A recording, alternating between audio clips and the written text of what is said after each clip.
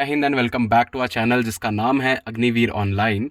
तो आज की इस वीडियो में हम बात करने वाले हैं अग्निवीर वायु के सिलेबस के बारे में। जी हाँ, अग्निवीर एयरफोर्स से रिलेटेड जो जो एंट्रीज़ हैं उनमें क्या क्या सिलेबस होने वाला है, सिलेबस में क्या क्या सब्जेक्ट्स आने वाले हैं, वो सब हम इस वीडियो में डिस्कस करने वाले हैं। तो मेक श्योर करें कि इस वीडियो को आप एंड तक देखें और हमारी बाकी वीडियोस को भी आप लाइक करें, कमेंट करें, चैनल को सब्सक्राइब ज़रूर करें। और अगर आप अग्निवीर आर्मी, एयरफोर्स, नेवी की तैयारी कर रहे हो तो एक बार हमारी साइट अग्निवीर ऑनलाइन पे ज़रूर विजिट करें। यहाँ आपकी हेल्प के लिए आपको मिलेगी e books, previous year question paper जैसे कई सारे रिसोर्सेज जो कि आपको अग्निवीर बनने में हेल्प करने वाले हैं। और हमारी साइट पे हमने एक नया फीचर ऐड करा है जिसका नाम है एलिजिबिलिटी चेकर।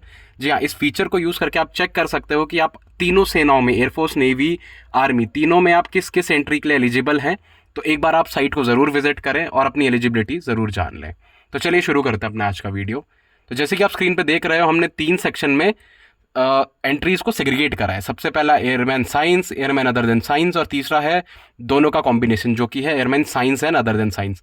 तो बच्चों पहले क्या होता था, पहले एयरफोर्स की एंट्रीज होती थी एक्स एंड वाई ग्रुप करके। तो यहाँ भी कुछ डिफरेंस नहीं है। एयरमैन साइंस का मतलब है एयरमैन एक्स ग्रुप, वैसे ही एयरमैन अदर देन साइंस का मतलब है एयरमैन वाई ग्रुप, और तीसरा जो है ये एक्स एंड वाई दोनों का कॉम्बिनेशन होने वाला है। तो चलिए डिस्कस करते हैं। जो एयरमैन साइंस है, साइंस वाले बच्चों के लिए आने वाला है मैथ्स, इंग्लिश एंड फिजिक्स, जिसमें कि सबसे ज़्यादा वेटेज दिया गया है मैथमेटिक्स एंड फिजिक्स को।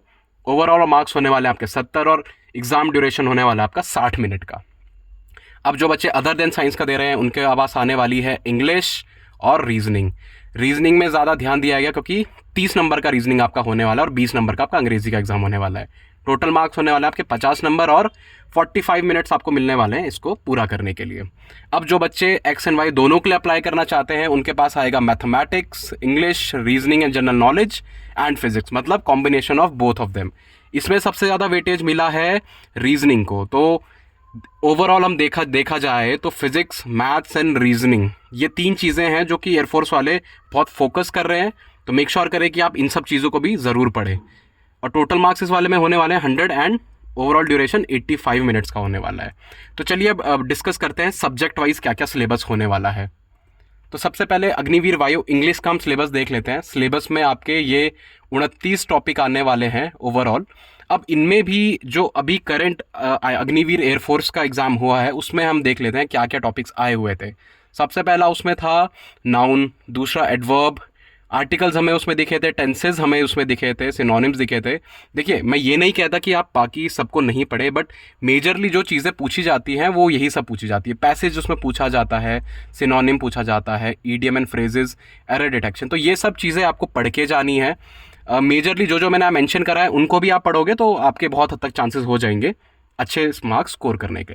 तो अब आगे डिस्कस करते हैं कि कैसे क्वेश्चंस आने वाले हैं इंग्लिश के एग्जाम के सिलेबस में।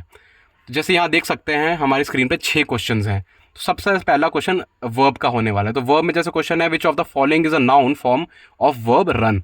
रन का नाउन फॉर्म क्या होने वाला है? क्या वो रनिंग होगा, रन्स होगा, रनर होगा या रनी होगा? ये चीज़ आप मेरे को कमेंट में लिख के ज़रूर बताएं। अब चलते हैं अगले क्वेश्चन पे। Identify the preposition of the following sentence, the book is on the table. इसमें प्रपोजिशन हमारा क्या होने वाला है? तो जैसे मुझे इसका आंसर पता है कि ऑन इसका आंसर होने वाला है।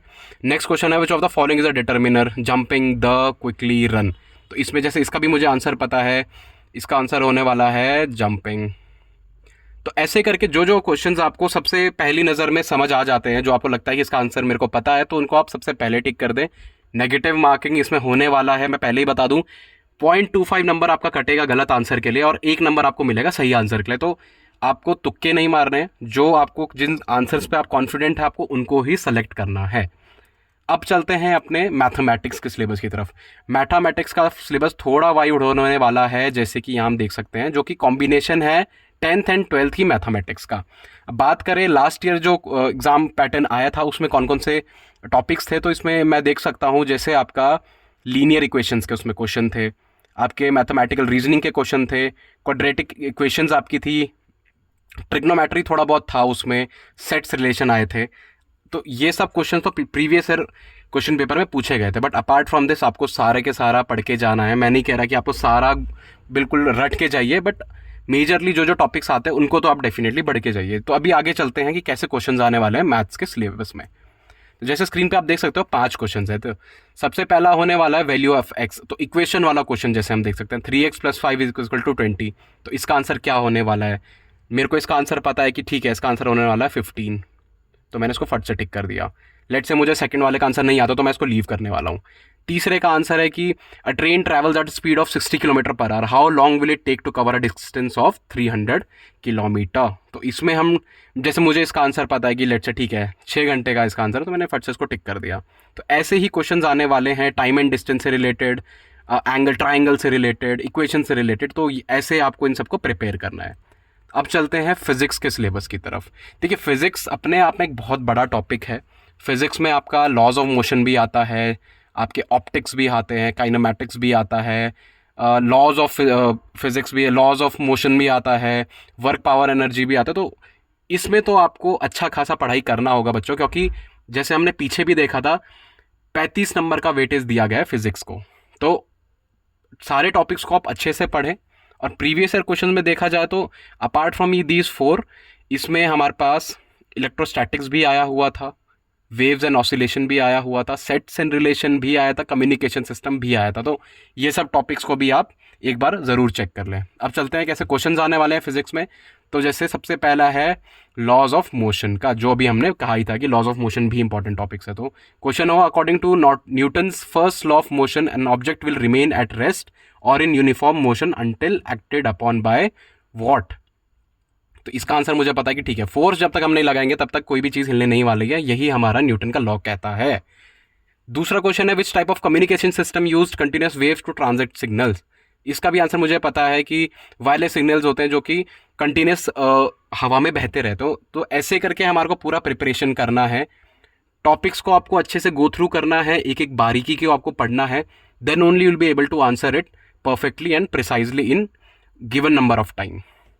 ठीक है, अगला है, जैसे आप यहाँ देख सकते हो एसआई यूनिट आपको पढ़ के जाना है, वेक्टर्स का आपको पढ़ने पड़ेंगे।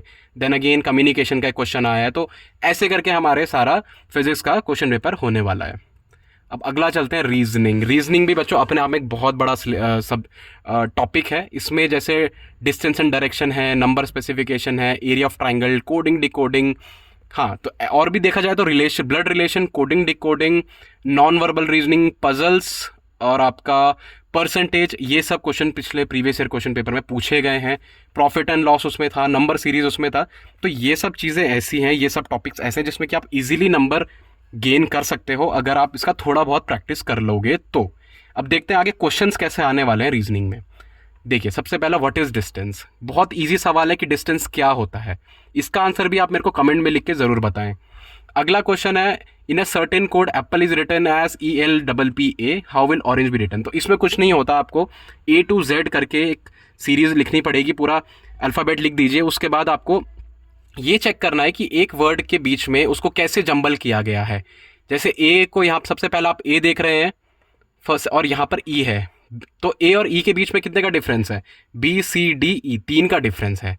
तो ऑरेंज है, ऑरेंज के बाद 3 जो अगला आने वाला है वो यहाँ पे पहला वर्ड बनने वाला है। तो ऐसे करके आपको एनालॉजी को सुलझाना है।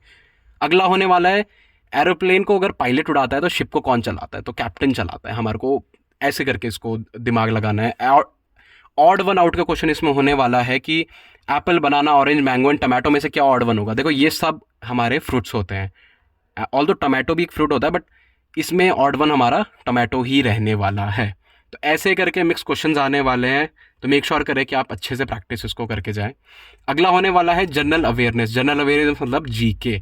जीके में बच्चों अगर आप ज़्यादा डिटेल में सारी हर मंथ की जीके नहीं भी पढ़ पा रहे हो तो मैं आपको सजेस्ट करूंगा करेंट टॉपिक्स जितने भी हैं आप उनको अच्छे से पढ़ के जाएं, then only will be able to score good marks. अब देखो, करंट में भी बहुत सारे करंट टॉपिक्स होते हैं, तो मैं आपको कहना चाहूँगा कि आप अगर डिफेंस से रिलेटेड अगर टॉपिक्स को पढ़ेंगे, आप थोड़ा स्पोर्ट्स से रिलेटेड आप चीज़ों को पढ़ेंगे, बुक्स एंड ऑथर थोड़ा पढ़ के जाइए, अवार्ड्स एंड ऑनर्स आप पढ़ के जाएंगे, तो डेफिनेटली इसमें आपको फ़ायदा होने वाला है। अब चलते हैं क्वेश्चंस की तरफ। क्वेश्चन जैसे, which state government has announce to celebrate September 17 as a national unity day. तो नेशनल यूनिटी डे कौन से स्टेट ने मनाने का अपना प्रस्ताव आगे रखा है? तो ये मुझे पता है, इसका तेलंगाना आंसर है। वर्ल्ड ऑर्गन डोनेशन डे कौन सी डेट को मनाया जाता है? तो लेट से मुझे पता है आंसर 15 थर्ड का जैसे क्वेश्चन है, मुझे नहीं पता इसका आंसर क्या होने वाला है कि who will confer the 4th national awards on June 17th 2023 new Delhi. मेरे को इसका आंसर नहीं पता तो मैंने इसको छोड़ दिया। एंड लेट्स से लास्ट वाले का मुझे आंसर नहीं पता तो इसको भी मैंने छोड़ दिया। तो डेट्स आप क्या करें, कुछ टॉपिक्स को आप अच्छे से प्रिपेयर कर लें और बाकी में अगर आप अच्छे से नहीं भी प्रिपेयर कर पा रहे हैं तो कोई बात नहीं, बट जिनको आप प्रिपेयर अच्छे से कर रहे हो मेक श्योर करें कि उनको आप बहुत अच्छे से प्रिपेयर कर रहे हो। तो अपनी वीडियो को हम यहीं रोकते हैं और आशा करता हूँ आपको हमारा वीडियो पसंद आया होगा, और अगर पसंद आया हो तो हमारा Facebook channel and Instagram channel आप ज़रूर लाइक करें और साइट में आके अपनी एलिजिबिलिटी चेक करना ना भूलें। जय हिंद।